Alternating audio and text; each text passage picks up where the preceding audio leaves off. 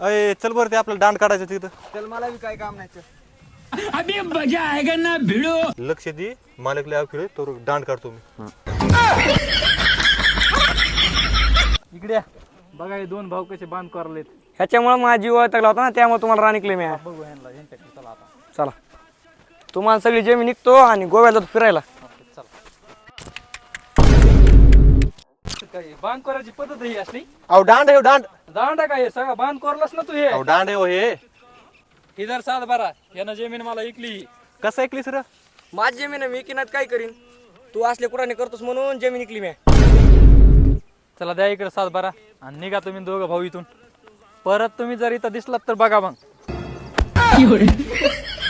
या शेतकऱ्यांचा काही मेळ खाऊन नाही दिला की या शेतकऱ्याचा बांध काढू आता आपण.